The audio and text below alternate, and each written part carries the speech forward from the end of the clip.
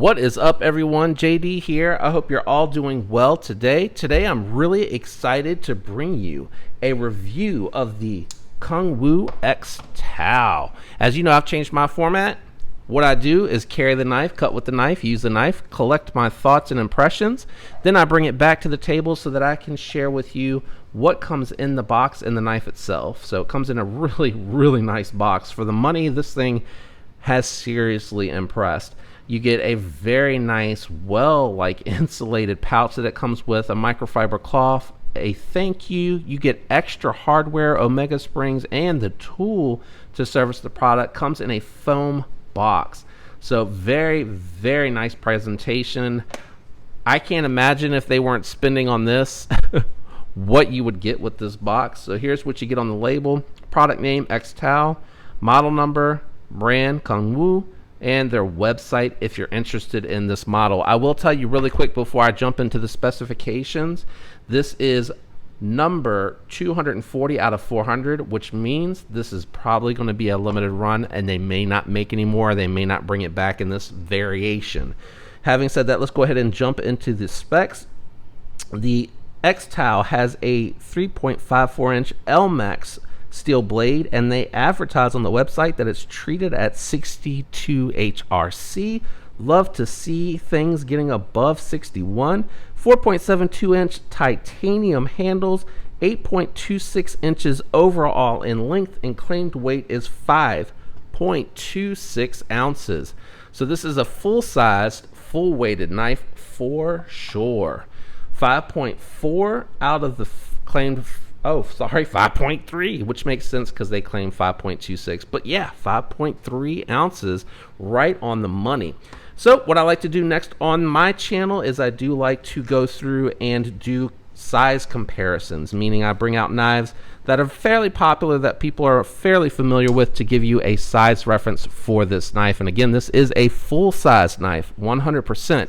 First up, I'm going to bring out the Spyderco Yojimbo 2. I'm going to line these up at the hilt so that you can easily determine the size of this knife, and I'll bring out my Spyderco Shaman. Then again, at the hilt, as you can see here, the Kunwu is actually overall longer, just a touch longer than the Shaman, and again, the Shaman being my full-size knife for that particular comparison.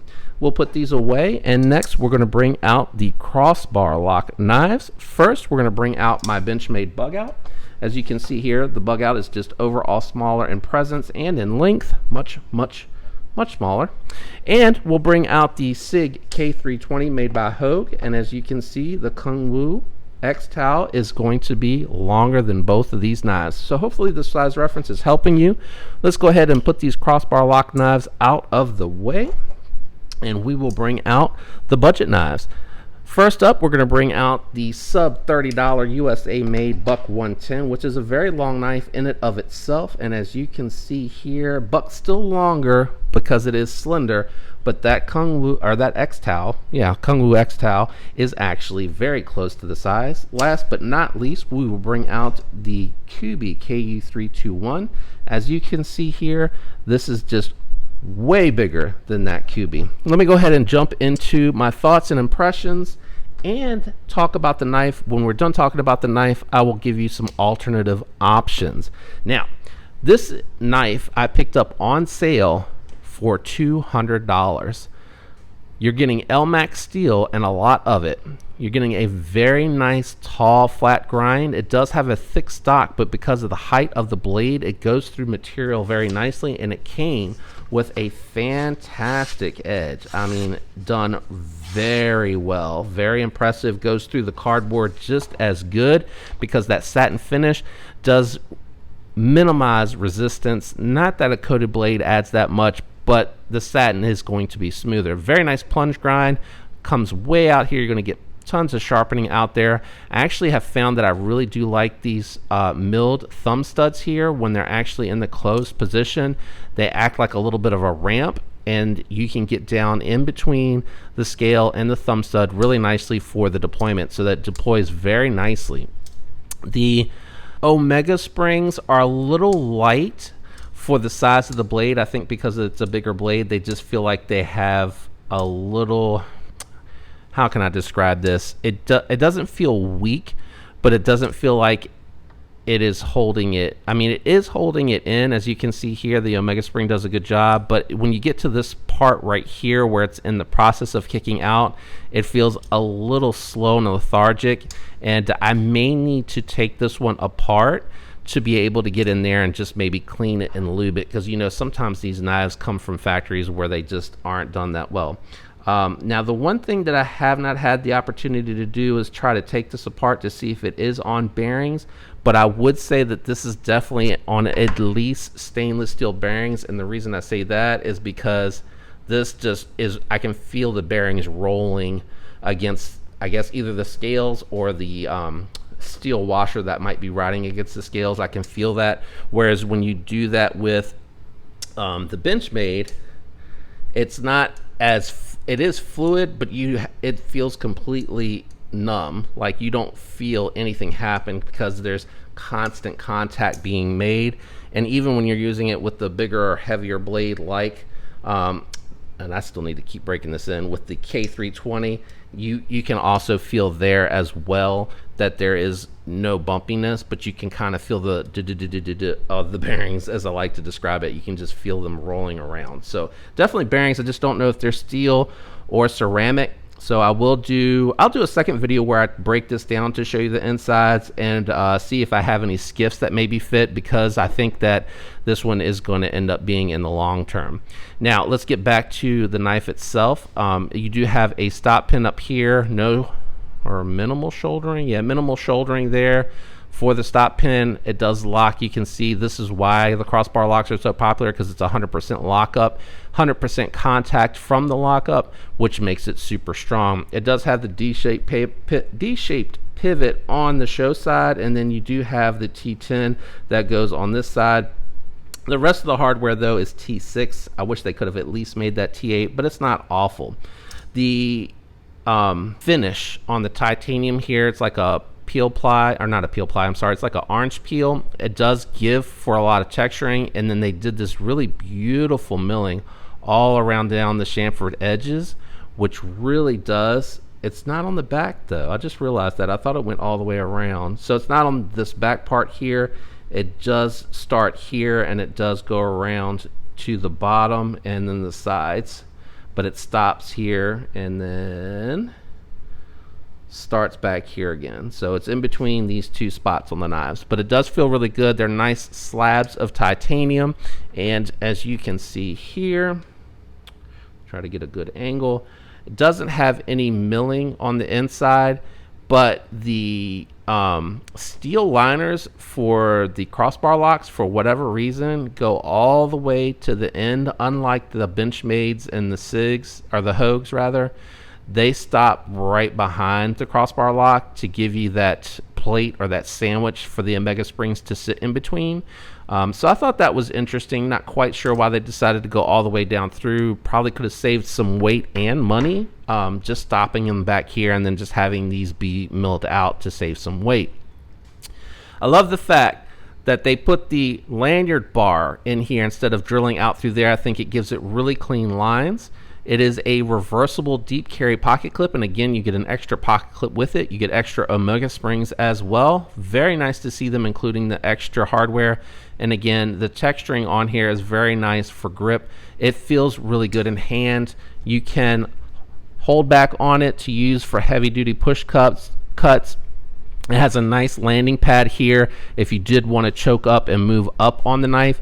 It does get you way up there, and again, you have a lot of handle to move around, so you get a lot of surface area to grip onto. It's a nice chunky knife. I do like the way that feels in hand, and I'm really enjoying the size of it and the variety of hand positions that you can move in and out of for this particular knife. So having said all that, it is a $200 knife. I didn't talk about the branding, so all of your brandings back here, LMAX. It is production, first production 240 of 400, so I don't know if that means that they'll come out with another one. It is the x-tao model number X, what is that, 709, sorry, the light's reflecting on me funny now, 709T. That is all your branding, and it is all on the non-show side. So minimal branding all on one side. Now if we wanted to talk about comparable knives for around $200. The first thing that comes to mind is going to be your Spyderco Shaman. Granted, these are running around $230 now, but Spyderco's heat treat, made in the USA knife, and their edges from the factory are outstanding. It is more expensive to grind a higher heat treated knife and to put an edge on it. So that is a little bit as to why they're running a little bit more expensive and why you do actually want to pay attention to price in some instances. The next one that I want to bring out here that is actually also at that $200 price point is going to be the M390 equipped Ace Grand from Giant Mouse Knives. This one here is the River's Edge Cutlery exclusive. They are not making this anymore, but the standard still comes in M390 with micarta. So pretty close in size. These both do give you like a full work-sized blade, like a hard use blade, tall flat grinds with fantastic edges. So those are a couple options. This is an Italian made knife. The Shaman is a USA made knife for another option.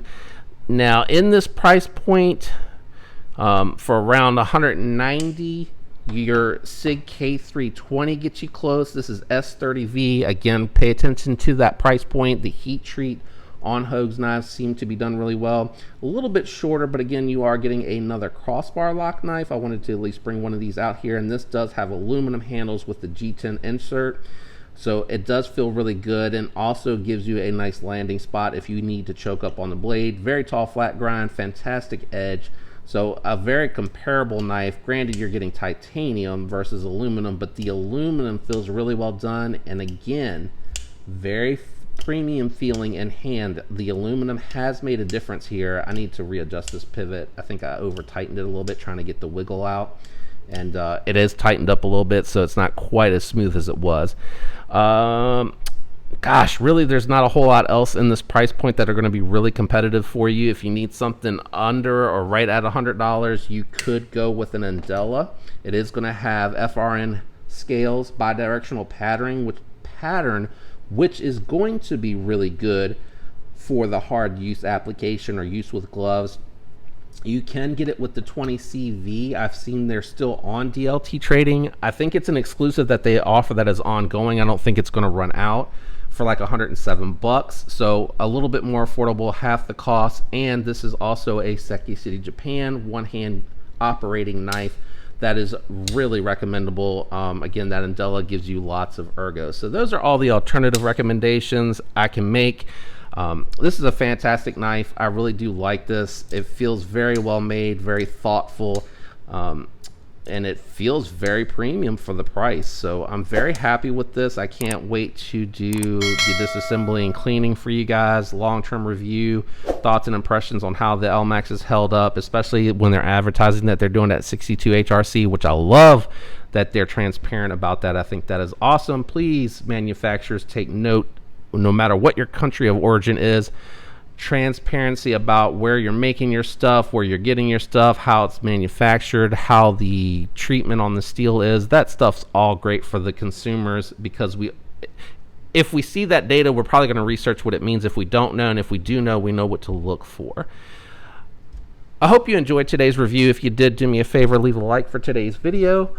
Don't forget to subscribe if you're not already subscribed. And if you are subscribed, thank you for your continued support. Make sure that your notification bell is set to all so you don't miss any alerts for future content. And as always, I hope you have a fantastic week. Until next time, peace.